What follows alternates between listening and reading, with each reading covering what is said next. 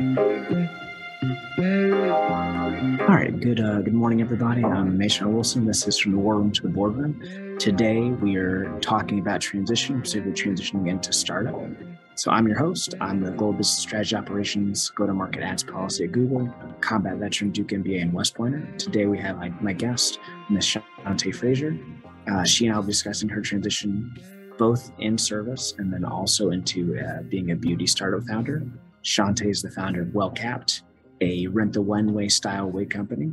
After time as a management consultant and a retail merchandiser, she also spent time as a progressive insurance analyst and a National Guard intelligence officer.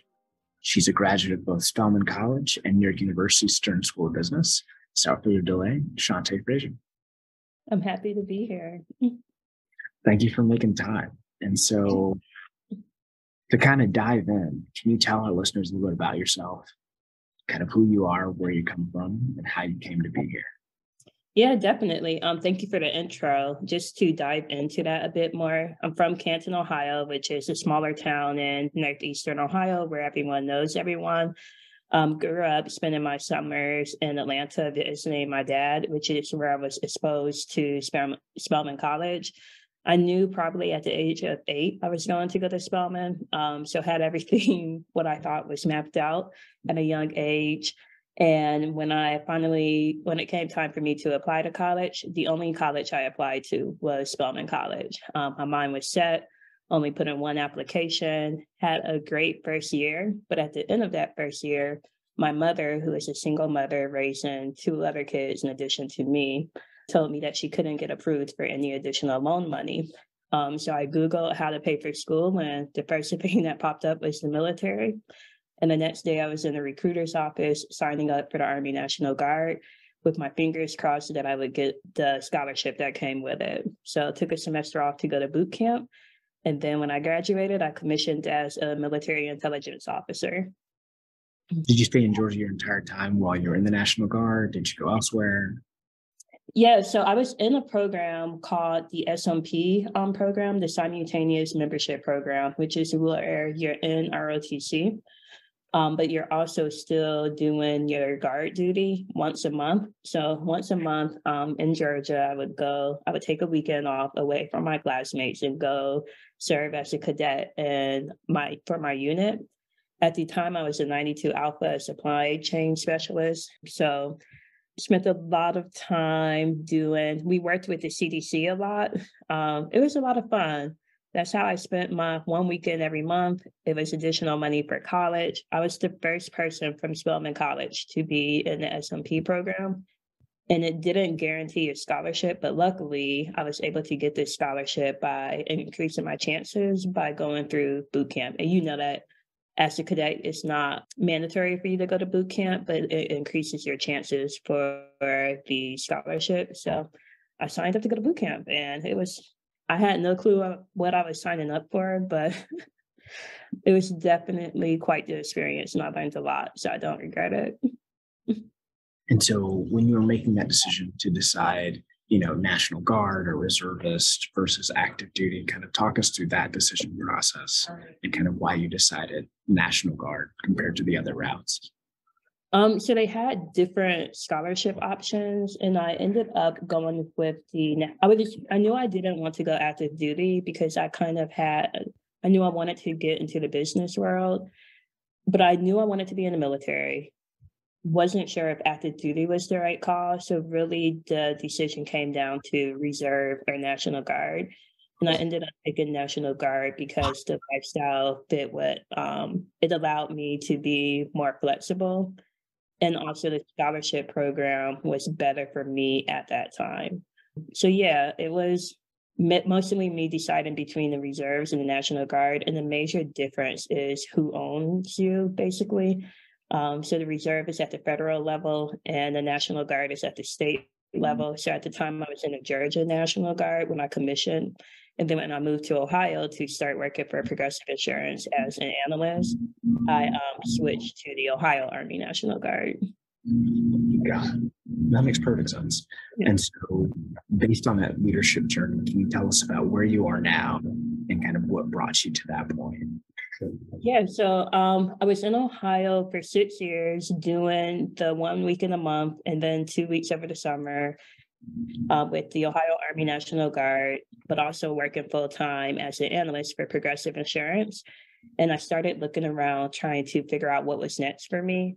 And I had no clue what I wanted to do, but I knew I wanted more ownership of my work. And I thought the best way to get those skills that I needed was to go to business school. So I joined MLT, which is where I met you, Management Leadership for Tomorrow, and was exposed to a brand new world of different possibilities. At the time, I had no clue what venture capital was, what management consultant was. I don't even think I knew what investment banking was outside of knowing that you had to, thinking that you had to live on Wall Street and sell things. So MLT was great for exposing me to a brand new world of opportunities. So ended up at NYU Stern. And at that time I did my summer internship at Amazon in their retail leadership development program, and then went full time at PwC in the procurement operations group.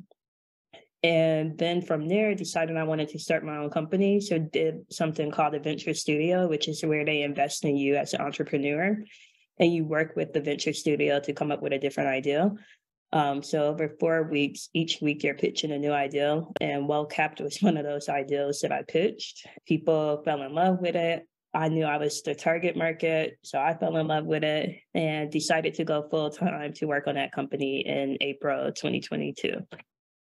And so in going through that process, do you feel like each one of those, both business school, working in insurance or working in merchandising, do you feel like those were necessary steps to get to that journey? Or do you feel like there's a path that could have streamlined that to move a bit better and faster, if that makes sense?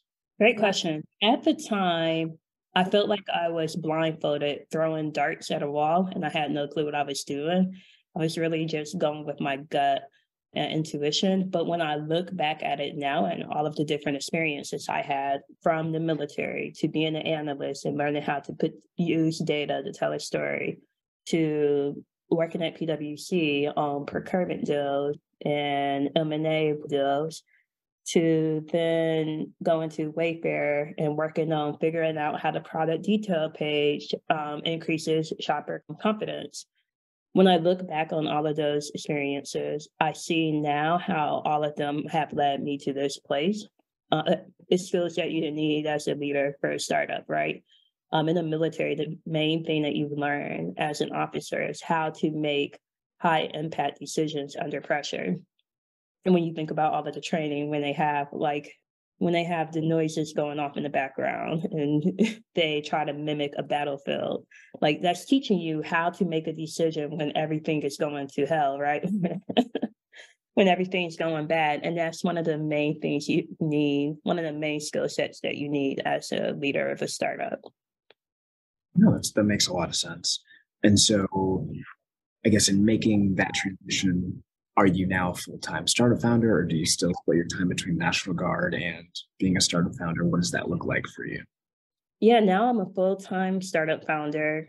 So my typical day looks like me waking up around 5 or 6 in the morning. It's supposed to be 5, but I normally don't really get out of bed until 6 o'clock. And then I'm spending the first hour or two going through emails, mapping out my day. It's quiet time, basically. And then I get my daughter. I have a 3-year-old daughter, so I'm getting her ready for daycare around 8 o'clock. I drop her off right at 9 o'clock, and then I try to reserve an hour or at least 45 minutes for physical activity 3 times a week. And during that time, I try to make sure it's quiet so I'm able to download any new thoughts or create space to come up with strategy for any issues I may be facing. And then after that, it's basically putting out a whole bunch of little fires. So it could be something as small as someone got the wrong wig sent to their house, or we found out some of our hair that we're getting from a supplier may not be arriving on time, and we have a photo shoot that we need the hair for. So what are we going to do as a backup? Little things like that. And so as a startup founder, how do you balance, I guess, all of those competing priorities, especially when you're really dual hatting between execution and strategist and visionary leader, how do you kind of multi-hat all of those and kind of get it all done in a given day? Learning how to prioritize is very important as a startup leader. Everything feels really important, especially when you're in the early stages and you don't have a lot of resources available.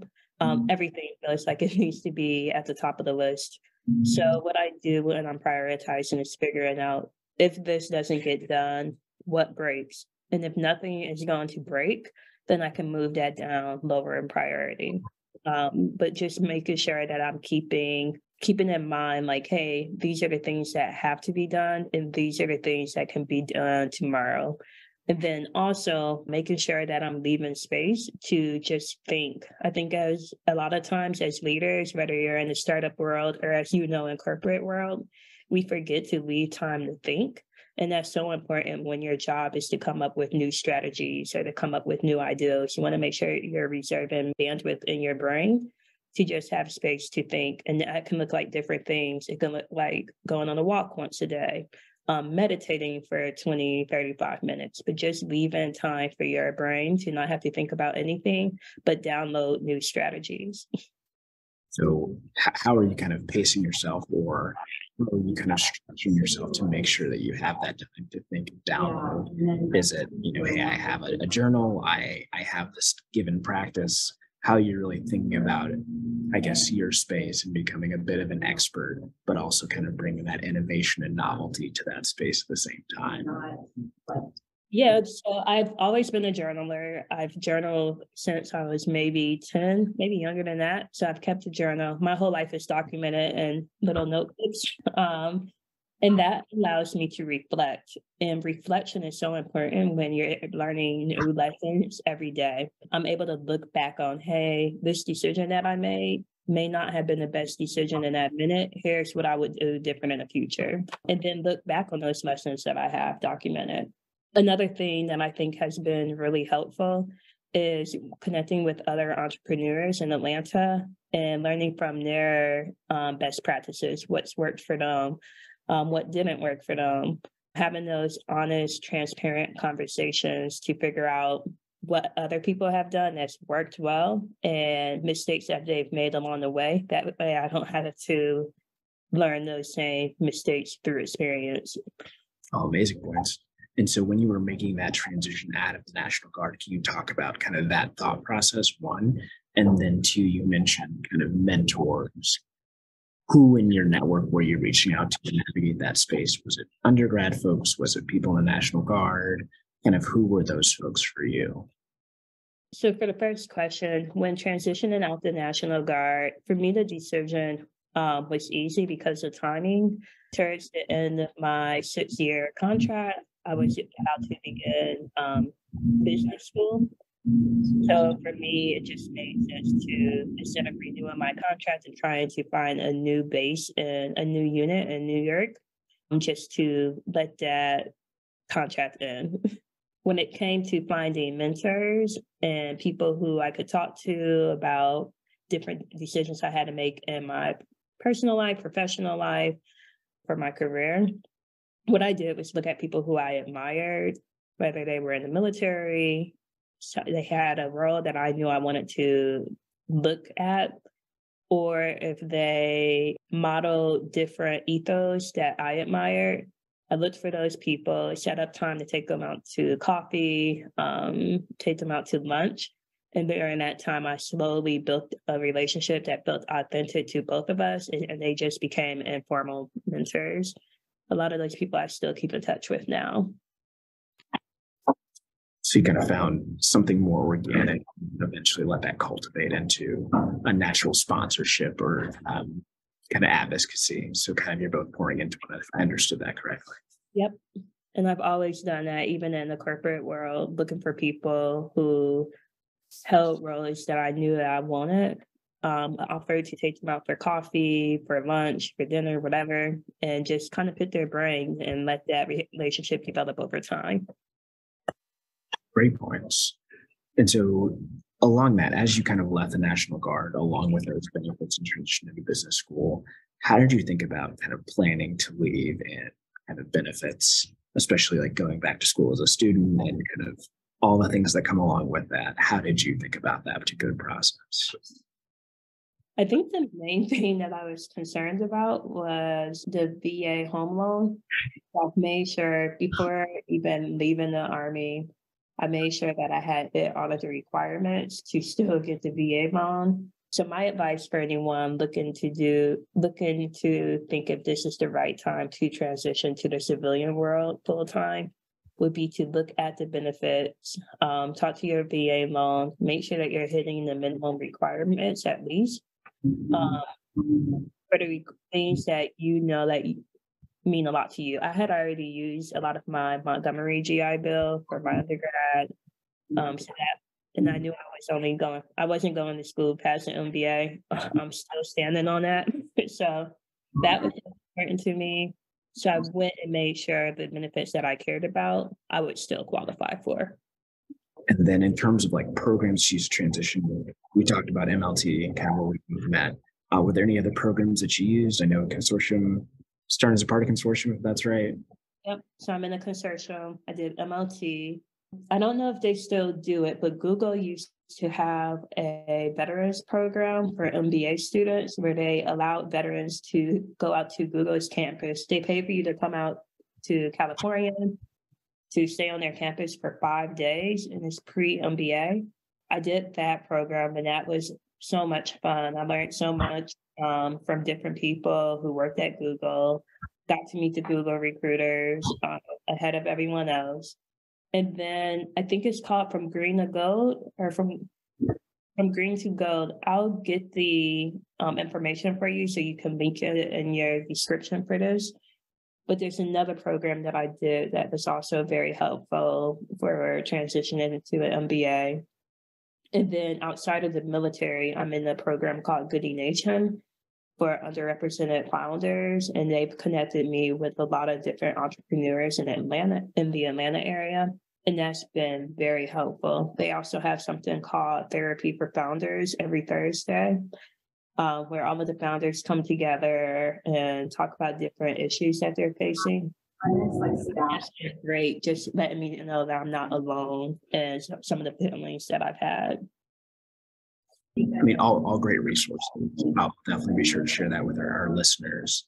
And so based on that, where are you trying to go? Like, where do you see WellCapped going? Like, what's the ideal? Where would you like to be in the next, let's say, 10 years? Yeah, so right now, WellCapped is a wig rental company, meaning our members pay a monthly fee. They get a new wig each month. When they're done with it, we use cosmetologists here in Atlanta to sanitize, clean, and restyle the wig.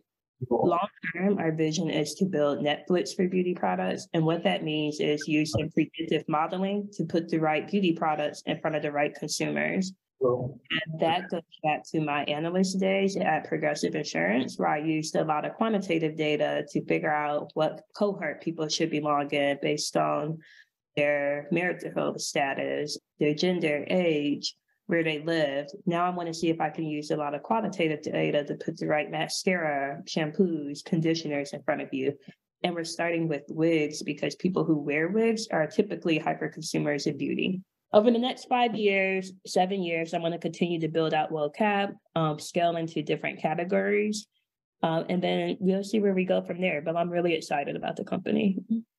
No, we wish you all the best and future unicorn status. All that great stuff. I think I remember watching some of your performances, both at the HBS venture competition and backing from Tristan Walker of Bevel. And so can you talk through some of the lessons that you learned in not only being a founder, being an intelligence officer, and kind of how those lessons have really matriculated into your startup founder journey? Definitely. So when I think about my training as a military officer, a lot of the basic things that we've learned as an officer going through, whether you went through OCS or Bullock, which is what I went through, a lot of the basic lessons that we learned could be applied to being a startup leader. So we recently found out one of our peer companies, a company that sells wigs, they may be looking at going into renting their wigs or their inventory now. And immediately I went back to the troop leading procedures. So here's the issue. Let me make sure the rest of the team is aware of the issue. Let me come up with a tentative plan. And then let's start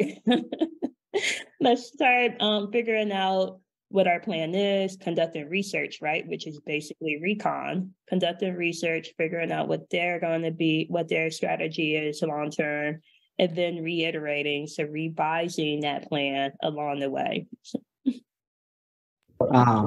Basics, the oldies but the goodies. Can you also talk about kind of some of the resources that you used, whether it's books or podcasts, to really help navigate that journey and kind of really leverage some of those lessons in your transition process? Yeah, so the first thing, when people tell me that they want to start a company and they want to go the VC route, so venture capital, the first thing I tell people to read is Venture Those, and it basically breaks down to you everything that you need to know about VC funding, if it's the right funding for your company, if it is, how to move forward, how to find investors, and also how to make sure you're not getting a bad contract. The second book that I recommend is a book called Traction. There's 2 traction books, both I recommend. One talks about how to gain traction using different marketing channels. The second one is called, basically walks you through how to set your company up from A to Z. And then Startup CEO is another good book. It talks to you about setting up your board of advisors, board of directors, your cadence of meetings, who should be meeting and when, and also what you should be communicating with investors and customers and people who are champions of your company. No, all great points. I'm going to add those to my reading list today. And so if you had to compare your job as a startup founder to like a military parallel, how would you think about it? Is it like you're an XO, you're kind of acting a PL, you're on staff? Is it all of the above? Is it some blend of some different jobs? How would you describe it? You're definitely an XO, 100%. Your whole job, you wear many hats. Your whole job is to make sure your troops, basically, or your team members in this case, are doing what their job is. You're basically the supervisor of the company. You don't really have one set job. Your job is to make sure that everyone else is doing their job, and you just know enough that when things break, you're able to jump in and fix it. I will add a caveat that role changes as the company stage changes. So when I was first starting out, I was more like a PL, like getting my hands dirty, and I'm still getting my hands dirty a lot, which is why I compared it to that. So, but I think I was more like a platoon leader where I was doing everything, all of the dirty work. And now I've been able to transition into more of an XO role as I've added more people to the team and learned how to outsource a lot of work, which is a big part of being a startup leader, learning what you can outsource and what has to stay in-house. And I'm sure that role will evolve as we continue to grow. That does make a lot of sense. It kind of connects those dots. And so kind of as you're rowing and steering the ship, how do you make sure that you get the right people on the ship? Whether it's you're trying to find that respective commander or other PLs, how do you make sure that you're getting those right individuals, whether it's a co-founder or chief of staff, to like get into the vision and also make sure that the right person for the job? I've been lucky enough, we're also very small, but I've been lucky enough where I'm able to pick people who approach me. And the reason why is because I feel like if you're approaching me, that means that you're really excited about the vision. You already bought into the vision. So I'm not going to have to constantly convince you or persuade you. If you're approaching me about a job or to work on a team, that means that you are already convinced enough that you went out your way to find my information to figure out how you could join the team. So I've been lucky enough, because we're so small, where I've only worked with people who have approached me. As we continue to grow, I have planned to hire people who are smarter than me, who know more than me, which is what I've been doing now. But I want to bring people along who I can learn from. I want to constantly remain a student, remain curious, and continue to, I love learning. I really do. I love learning. So I want to continue to learn from the people around me. I think the other question a lot of people have, you've made these transitions where you're leaving kind of job security, whether it was kind of insurance before business school, or then leaving these corporate jobs to become a startup founder. How do you prefer that kind of transition, leaving that security to delve into the unknown or pursue those passions? For that, I've really been leaning on my faith.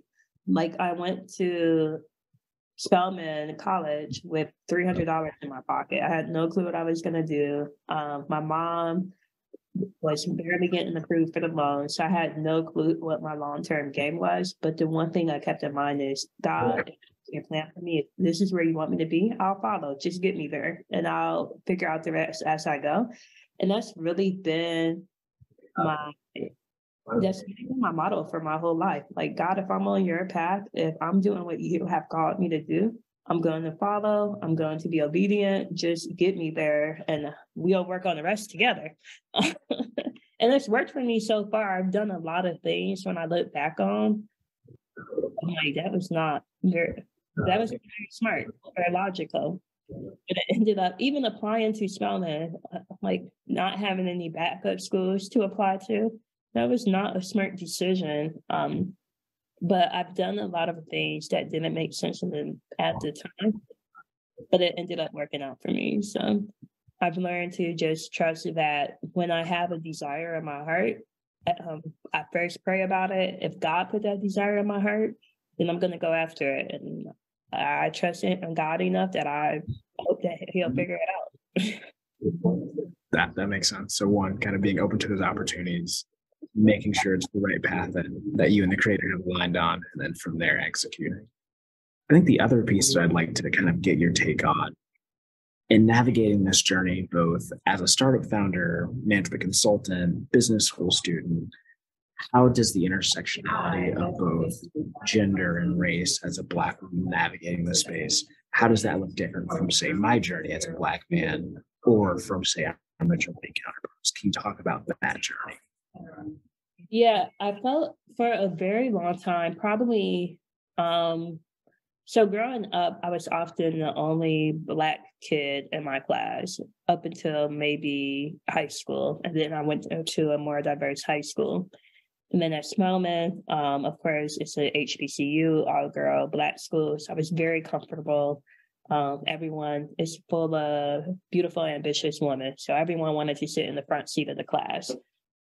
So I was very much in my element there, just feeding off other people's energy. Everyone wanted to be that 4.0 student at Spelman.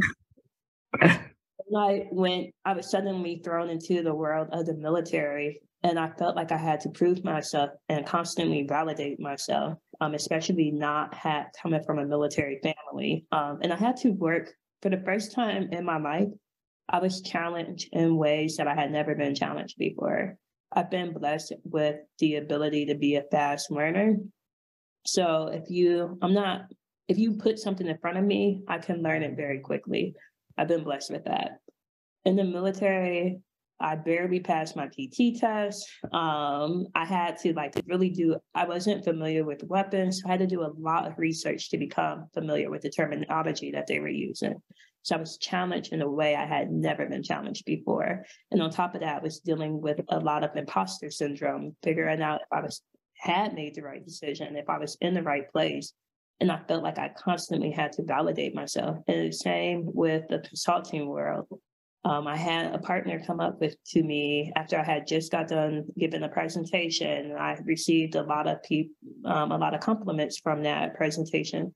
A partner came up to me and said, "Hey, we have to do lunch very soon. I want to make sure I'm talking to all of the diversity hires and making sure that they feel welcomed here." It felt like such a slap in the face. So once again, I felt myself shutting down, just constantly feeling like I had to exert so much energy to validate myself.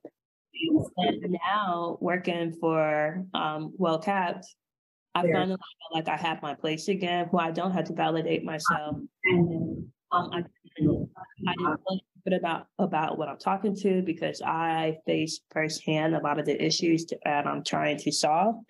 So I feel like I finally am in an environment where I feel welcome, I feel celebrated, not just tolerated. So it feels good. And I hope that we're able to keep that same spirit as we grow. And do you feel like kind of coming into that own and feeling like you're not, you're kind of championed rather than just tolerated? Did that come as a matter of time and experience, or more that you're pursuing this passion project where you can kind of forge your own path? What do you think kind of led to that kind of feeling, that empowerment, if you will? To clarify, it's not that there's an absence of doubt, but the feeling of knowing that I'm solving a real problem overshadows that doubt. And that comes from the customers. Like, we haven't been spending any money on marketing, but we are still growing. We get emails all of the time from members who are thanking us for offering the service that was unheard of before we came around. So that I know that we're on the right path. We still have a lot to figure out, but I know that we're solving for the right problems. And that gives you a confidence that no grade on the paper, no end of the year review, no promotion can give you. No, amazing points. And so kind of the last piece, if you look at your journey and had to talk about your transition from the National Guard, but your journey on the whole, and talk to, say, a young Spelman College alumna or MLT or National Guardsman, kind of what would you change about your journey and transition process, or anything that you would do better or differently? I know it's going to sound very cheesy and cliche, but I wouldn't change anything. That's not to say I don't regret anything. Like, I could spend all day telling you all of the things I regret. But when I look back at the bigger picture, I see how those twists and turns were able to equip me with something that I need for today. So whether it be a lesson or some type of grit that I didn't have before, or a callus. And when I talk about callus, I'm talking about literally when you think about when you're working out and you get the callus on your hands, those are protection, right? Forms of protection. It's an extra layer of skin that you didn't have there before, but they're forms of protection. You don't want soft hands when you're working out. But those plot twists that came, or the curveballs that came, all of those lessons and all of those mistakes, they have prepared me for what I'm trying to do now. So I wouldn't change anything about my journey, but I do have regrets, but I recognize how they have prepared me or shaped me into the person that I am today. So my biggest thing, or my biggest advice, would be trust your intuition, go with your gut. The worst thing that you could be is stagnant and not moving at all. Just move forward. If you don't know some people get stuck because they can't figure out if they should go left or right. Just make a decision. Go left, go right, whichever one feels best. The worst thing that you could do is be stuck in one spot because you were afraid to make the decision. Whether you've made the leap or not, you've still made a command decision, right? Action or inaction. I love those. Kind of last point. I know we've covered a lot here today, but is there anything that I didn't touch on that you would like to kind of share with our listeners? Any last bits of information, any nuggets? Nothing that I can think of right now. I'm available if anyone has questions. I answer all of my emails. I'm at Shante at wellcapped.com, WELLCAPPED.com. So if you have any questions over the transition or just want to talk about entrepreneurship, I'm here. Awesome. Well, we appreciate you so much, Shante. Thank you again for making time and to share with our listeners all your nuggets of wisdom. Thank you. I'm excited.